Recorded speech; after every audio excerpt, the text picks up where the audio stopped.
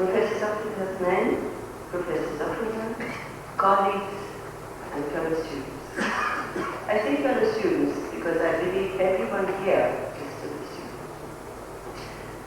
I would like to add one more aspect to my introduction, and which I think is perhaps the most important today, which is that I am an alumna of the King Edward Medical College.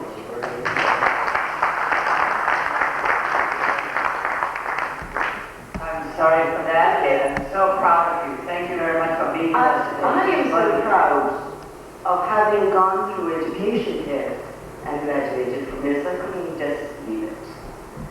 Right. We're talking today about the implementation of problem-based learning and the importance of community health.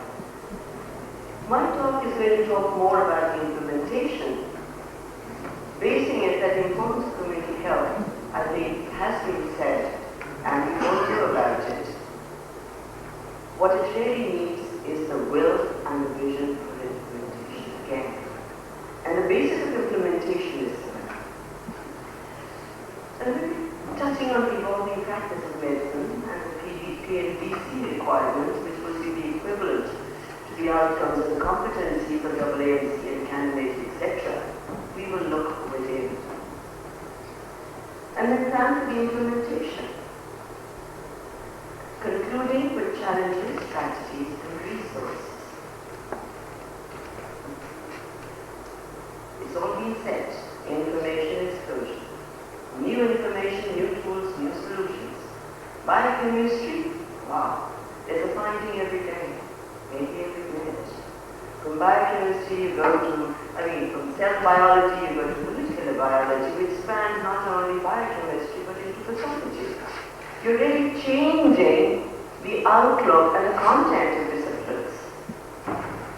Yes, we want to teach them communication skills, evidence-based medicine, pediatrics, evaluative medicine, enterprise care, put in electives, humanities, beyond. Sure. At the same time, PMDC, now I'm comparing what PMDC, the outcomes, the competencies. We, the PMDC, would like a caring, general purpose, community-oriented doctor, common health problem, scientifically sound, cost-effective, and here come the rest of them. Leadership, teamworking, communication, manager, ethics, and last but not least, continuous development. We look to AAMC, we look to candidates, we look to the Dundee Nines. We have them here. How do you make a community-oriented doctor? This is where I know this slide. Community medicine is included in all these curricula of MBBS. I would strongly exhort that we make it community health. We've talked about change from curative to promotion of health, prevention of disease. I think we have to do more than lip service. It has to be something that the students on day one need to know that this is actually the bread and butter to save people from getting ill rather than curing them. Because I'll tell you a joke. There was this cardiac surgeon standing in the river and there was a cry for help, help. He dived in and got the guy out. Then another cry, help, help. After about 10 of these, he said, I want to know who that person is who's throwing them in. You can't get all of them out. You can prevent them from falling in. So I just got this slide. It's going to be clear.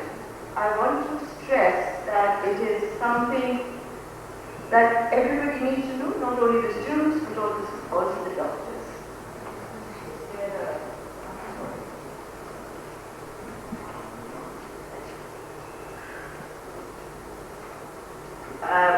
Epidemiology and biostatistics are bread and butter of the core sciences, and they must be taken up again.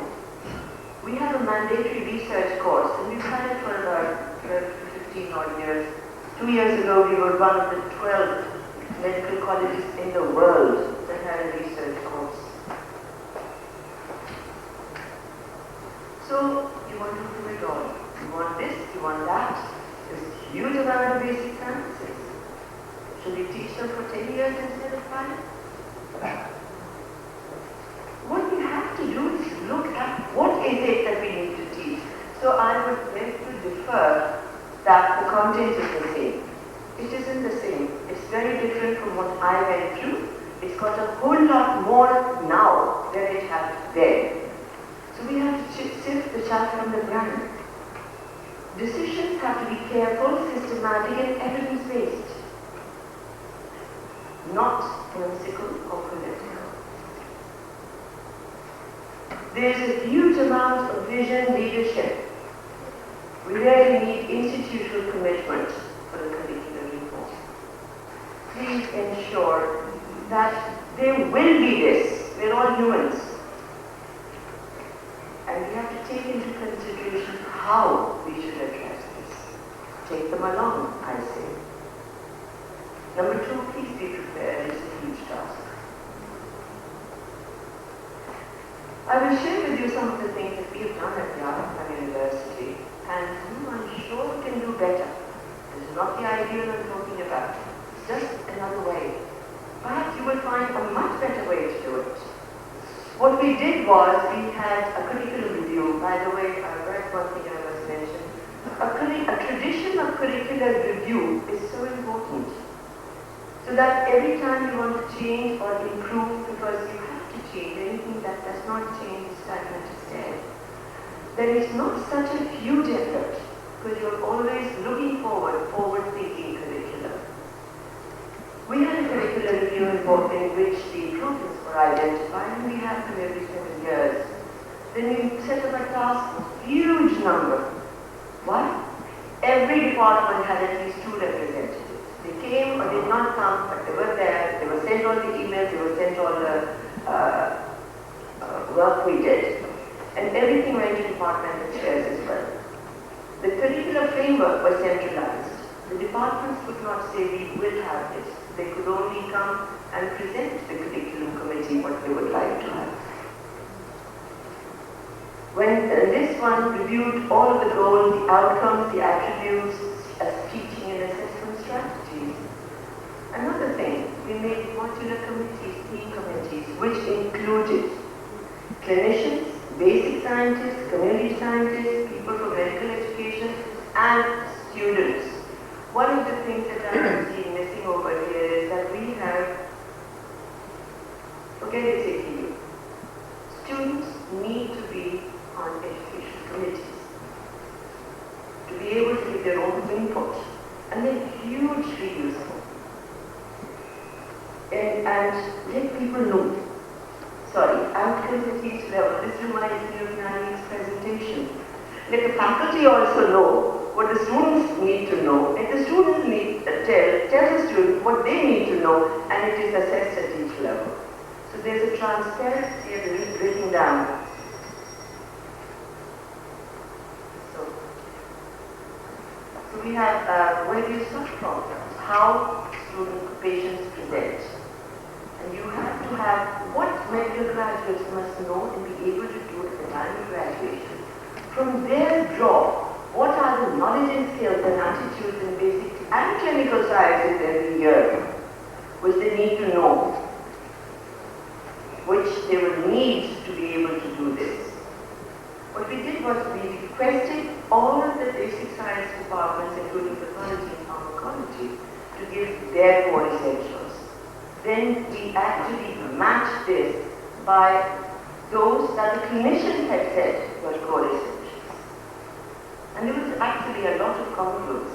Whenever there was a major confrontation, we came to a conclusion and said, okay, we'll give in, we'll put this in rather than out. In terms of teaching learning, I just want to share with you that this is research that's not being done, it's in USA. The retention rates are best for the teachers. If I teach something to students, I remember more. If I do it by practicing again and again, sure. But this has the smallest.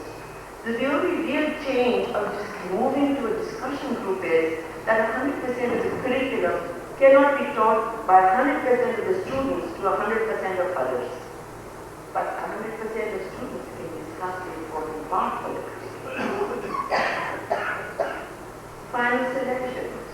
learned best when it provided multiple methods, not just one, a lecture on the same topic, case on the same topic, lab on the same topic, etc.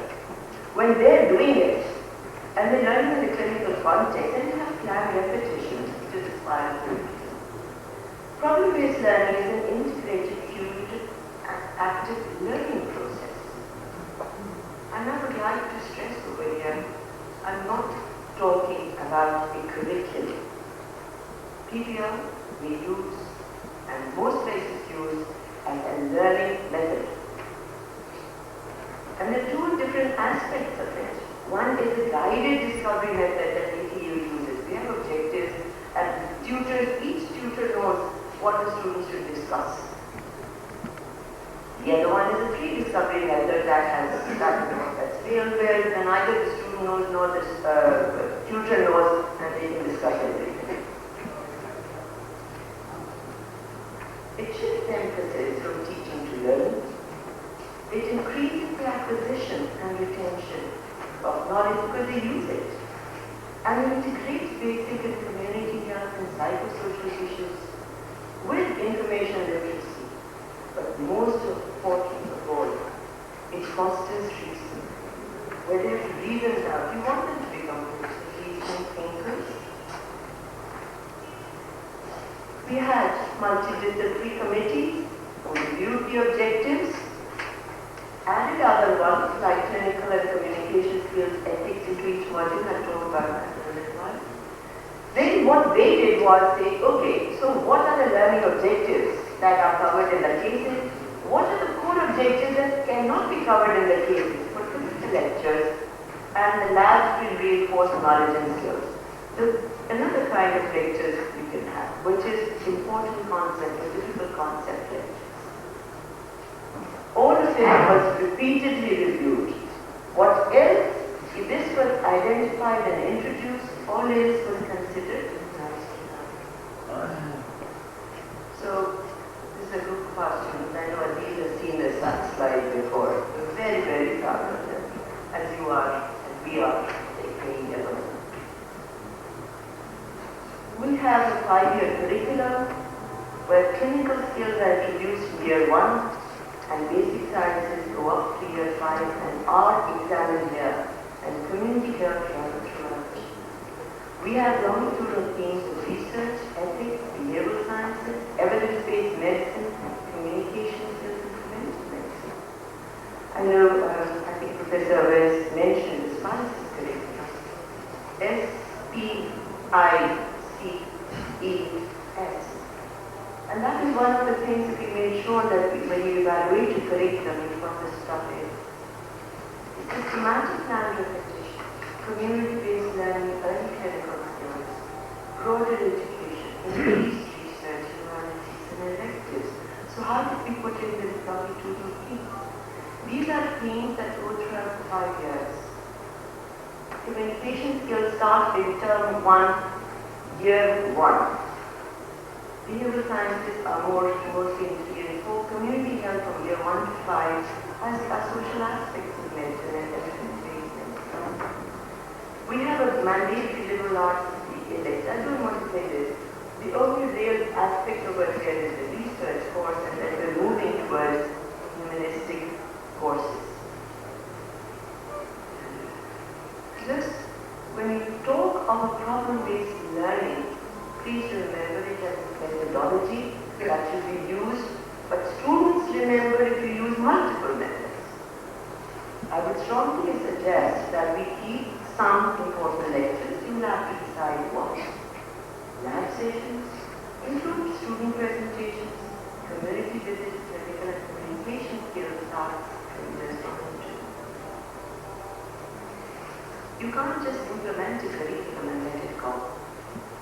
So after every module, there is a debriefing session with student and faculty feedback and the people who actually organized it. And all of the changes are implemented for next year.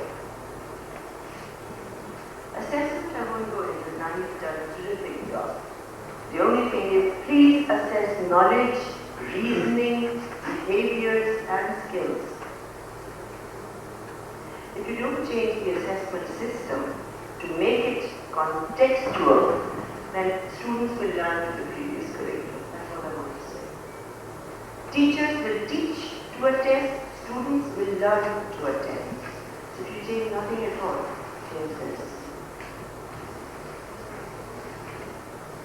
Yes, changing the curriculum, it's easier to move a graveyard.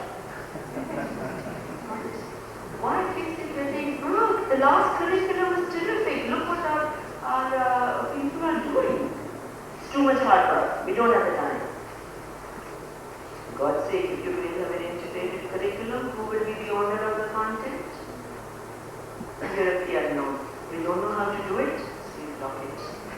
Prepare them. Those who want to change, by the way, this is another thing I would like to watch out for.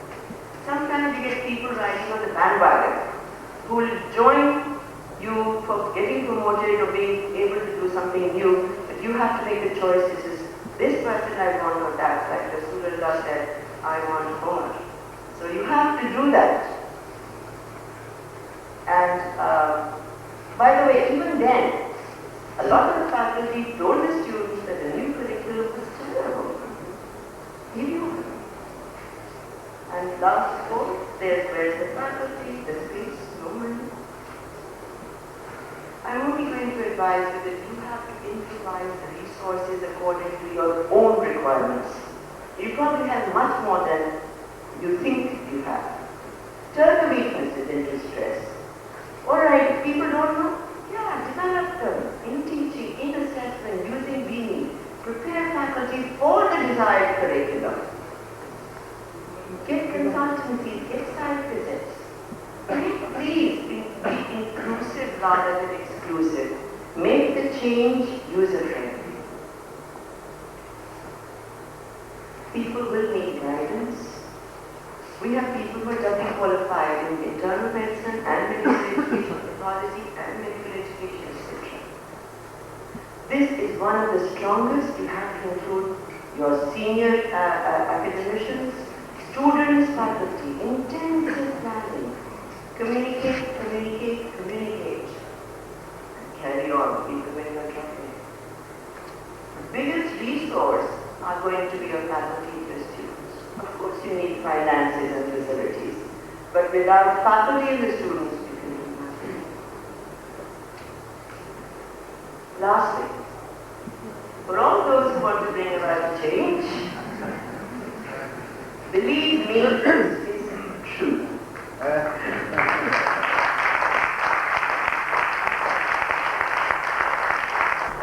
This was a great presentation, reinforcing and underscoring the importance of involvement of students in the curriculum change.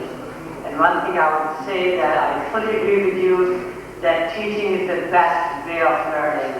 And when you presented the slides, you knew what you're presenting, and this is how you knew you are going to implement the change. And I would hope that when we do this, we will have the involvement of the students, and when the students are involved in teaching and making presentation and group discussion, they will learn more and will have longer lasting memories.